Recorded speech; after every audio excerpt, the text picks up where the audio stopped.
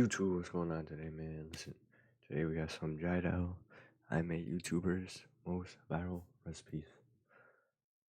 I'm eating some watermelon. Let's get it. Today I'm going to be making 4 popular food YouTubers' most viewed recipes. These are ranging from 13 million views all the way up to 46 million. I'm going to be grading each recipe on a scale from 1 to 100 considering taste, texture, ease to make, cost, and a bonus category. And we are going to start with Joshua Weissman. His most viewed recipe is making the Popeyes chicken sandwich at home, but better. No, seriously, how does he do this? Josh, teach me how to use a camera, bro. This recipe started an hour ago by putting chicken into a buttermilk, salt, garlic powder, and pepper mixture. I've already prepped my chicken, so we're gonna make a little dredge here. All right, we got flour. Okay, I've got flour all over me now. Paprika. Chow, chow, chow. Little cayenne pepper. Little heat. Okay, not too much heat though. I don't want it to be too spicy. You see me? Garlic powder, of course. Yoink. And salt. I feel like I should put maybe a little bit more of the spices in here. Oh, and pepper. All right, let's dredge you up. Chicken going in and getting coated. I don't like working with flour, and I don't really like frying foods. I feel like those are two of my weaknesses as a chef, so hopefully this is easy. No crevice left unturned, you know what I'm saying? Transfer to a wire rack. I can't tell if I like the smell or the smell is repulsive. Like, I honestly don't know if what I'm smelling is a good smell or not. So once the oil is up to 350, we are good to go. 354, 356, okay. Ooh. All right, so that's supposed to fry until golden brown. In the meantime, we're gonna work on the mayo marinade. Mayo marinade, mayo. Yeah! Hot sauce, salt, paprika. That's so much. Lemon juice, and garlic. You're supposed to use black garlic puree, but my grocery market didn't have it. And I'm gonna be checking this for an internal temperature of 130-65. Okay, I've got it all in here. Stirring it up. The sauce is looking saucy. Let's try it. Whoa. Not what I was expecting, but I like it. I think I put in way too much lemon juice. Okay, once the inside of the chicken's at 165, I take it out. It's still not there, but I feel like I'm way past the golden brown. I don't know. We're gonna wait on that. Like, that is a dark brown. It's way past the point of being golden.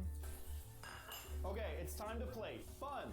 We've got our sauce mixture. He said to put it on the bottom of the bun. This is not part of the recipe, but I'm gonna throw it on there anyway. Just some avocado. I am an avocado enjoyer. Our fried chicken, which I honestly, I feel like I think I overcooked it, but I don't know. And there we have it, my Popeyes chicken sandwich at home, but better. Part of me is like really worried that I'm gonna make it way too spicy. How hot is this about to be?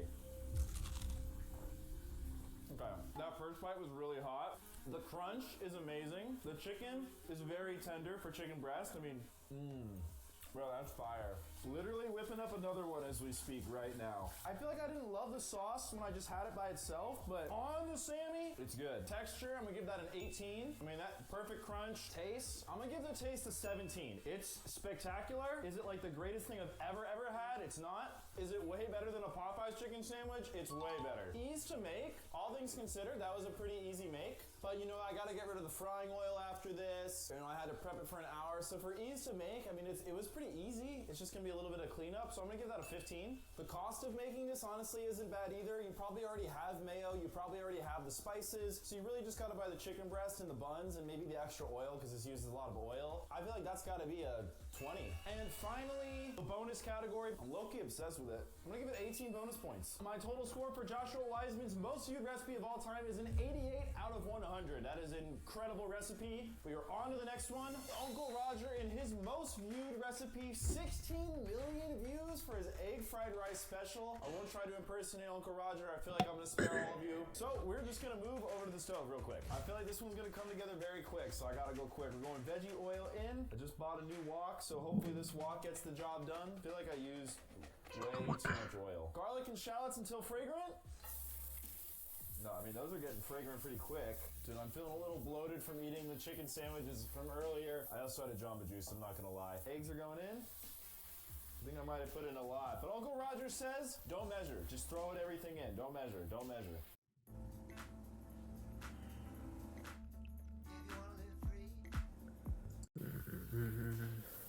Bro, I just have this like massive egg and shallot and garlic. Okay, eggs are fluffy. Rice, now he says to do it by hand, so I'm gonna yeet in some rice. 2 1/4 handfuls seems pretty good. Soy sauce, you know it. Not measuring though. Sesame oil, bro, this one's coming together really fast. A lot faster than the other one. It's a lot of sesame oil. That might have done too much, but I was gonna put in some MSG. I feel like this was very, very easy to make. It came together pretty fast, pretty easy. See if I got any moves. Kinda. I'm gonna mix in my onions, my green onions. Wow, this is nice. I'm gonna have leftovers for tomorrow too. Since I started recording, it's only been 7 minutes. Okay, here we go. Damn. This boy is hot. All right. You know, it tastes a lot like a restaurant fried rice. I feel like I need more soy sauce.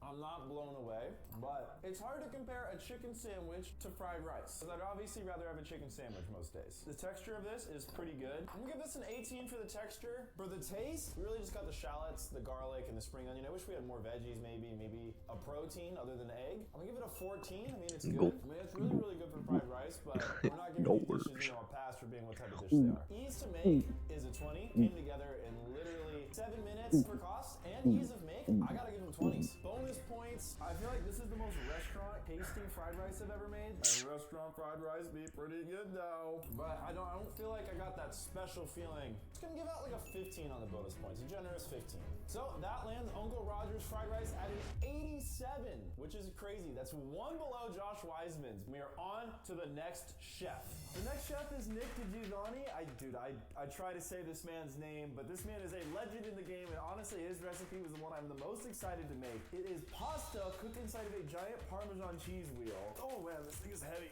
And these things are not cheap. This was $200, and it took a week to get here. The first part of this recipe is I have to cut the cheese wheel in half. That's so much Parmesan, bro. Time to cut this bad boy in half. Dude, I don't know how to do this safely. I mean, he had like a proper cheese knife. I don't really it's not too hard actually. I'm just complaining.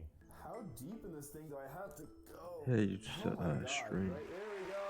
Okay. Parmesan wheel is complete. Okay, let's try some of that fresh parm. All right, the next step, we gotta make a bowl out of this, so here we go. Hey Google, how long does Parmesan cheese take to go bad? 9 months in the refrigerator. Okay. I'm gonna be eating a lot of Italian food. I feel like I'm in Minecraft right now and I'm like just digging for stone, you know, when you want like when you got like a big building project, bro. All right, so now that I have a nice bowl shape, I gotta smooth it out for the cooking part though. And I feel like smoothing it out is going to be kind of difficult. This took about 15 minutes from taking it out of the fridge to making my bowl. I don't know if my bowl's shallow enough. I think it is. I mean, it seems pretty good. So, all right, we're gonna start making our sauce. Okay, we're gonna start out by melting a stick of butter. I honestly don't know if I've ever just straight up put a whole stick of butter in a thing before. Garlic going in. This is gonna taste so good, bro. Bro, I got a lot of garlic and I got a lot of butter in here. I'm not gonna lie, bro, the smell is impeccably good. It's a little bit of flour going in to make a roux. Damn, all the little bits of garlic are looking so good though. Now we got heavy cream going in.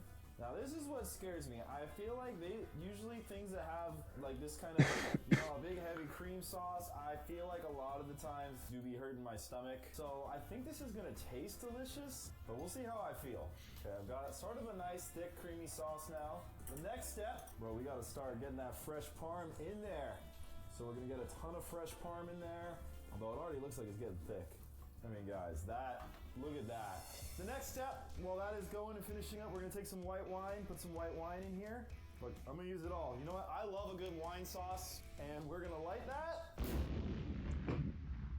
On fire, I guess it's not catching. All right, well, what's supposed to happen right now is we're supposed to be getting like a flame going. It's supposed to be helping us make like a cheese sauce with the wine. Dude, I was really excited for this step because I was like, oh, I can't wait to try the wine cheese sauce, but here we go, pasta's going in. So our cream sauce is gonna come on over the top. I don't know if I need too much.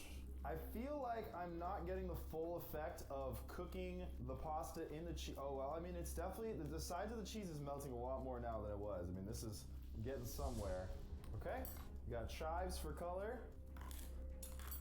And we're gonna top that off with Parmesan cheese. This looks incredible. Here we go. I can't wait to taste this, man. All right, here we go. We're finally trying it. Whoa. Oh my God. The Parmesan, the creaminess. It's definitely the creamiest, like in terms of pasta sauces. I feel like I usually don't make a great pasta sauce that really sticks to the pasta. That is not, today it did. I felt like the sauce needed some salt at some point. You know, I salted the pasta water. Okay, that helps bring out a lot of the flavor. My God.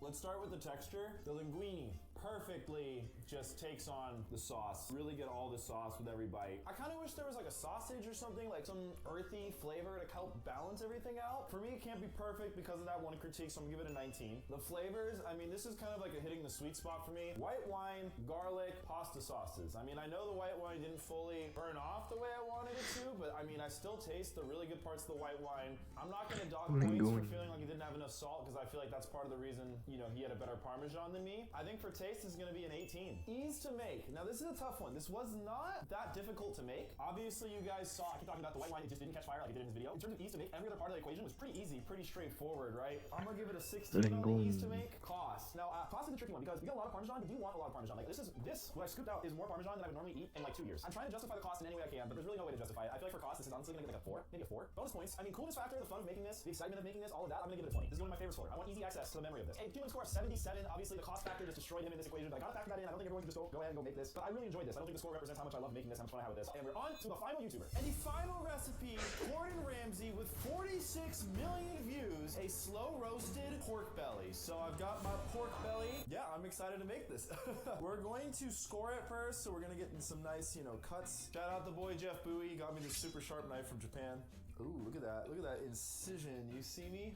You see that incision? Okay, we're just gonna score across the layer of fat on the top. Okay, so I've got my thing all thinged. We're gonna get salt. Big, nice rock salt. Rock salt! Gotta get it in, you know what I'm saying? Now that is a delicious looking chunk of beef. Pork. I've got my oven tray. Now normally I don't really cook with my oven tray on the stove, but we're gonna get some olive oil in here. We got some fennel. I feel like Gordon always has you cook with the stuff you don't normally buy at the grocery market. Which is good though. Smells are it's like a black licorice smell. It's very unique. Gonna get some garlic in there. Dude, this garlic crusher is a game changer for chefs out there. I don't know. Wow, that smells good. Star anise in there. I don't know if you guys have seen these. They look like little stars. Gonna throw those in there too. Cardamom seeds, but they gotta be crushed. So I'm gonna try the garlic crusher for those. You know what? Make it easy on me. I don't need a knife. Maybe I do need a knife. All right, now we're gonna grab our pork belly and put that in there. Gotta get a nice sear on the belly. Okay, we're gonna flip that over. And we got some fennel seeds to go in there. Gotta get some fennel seeds in this black white wine going in. And we're gonna let that cook off. Wow, that smells really good. Now we're gonna fill it with chicken broth up to the fat area of the pork belly. So we're gonna bring that up to a boil. I mean, honestly, so far, this was a pretty easy recipe. Not a lot going on at the same time. This one would be stressful though if you didn't prep all the ingredients. I put everything in a bowl. All right, we've got a kind of a big boil going. I don't know, only in one area we've got a really big boil going, but it's going into the oven, 180 degrees for 2.5 hours. Hello, Siri. Okay, sometimes my wife, you know, Siri, she doesn't really want to talk to me, but that's okay, you know. It's 12 o'clock sharp right now, so I just know to come back at 2:30. Okay, I will see you guys in 2.5 hours. Okay, it has been 2.5 hours. Let's see what my thing is looking like. In Gordon's video, his pork had this like crazy caramel looking color on the fat. Let's see if I get that. Yeah, I feel like this doesn't look a lot like his. I feel like I might have like a weak oven or something, but we still have a sauce to make, so we're gonna put that on a simmer and dribble some mustard into it. That is the next step. All right, mustard going in. So I've got the mustard in. I'm supposed to whisk that in to create like a nice little sauce. Oh my God, I just forgot the crazy step. I have my leftover brioche bun because Gordon says you're supposed to take the grease off the top layer of this thing with bread. So here we go. Supposed to absorb all the fat when you just run the bread along. I don't know, mine I feel like does not look like his, but I followed all the steps.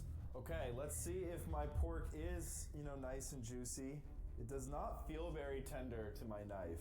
Okay, we got some moisture in there. Nothing crazy though. I'm gonna put this back in the oven for a little bit, probably another 25 minutes at a higher temperature, and see if that helps it out. Looks pretty much the same. Whoa. Wow. Significantly more tender.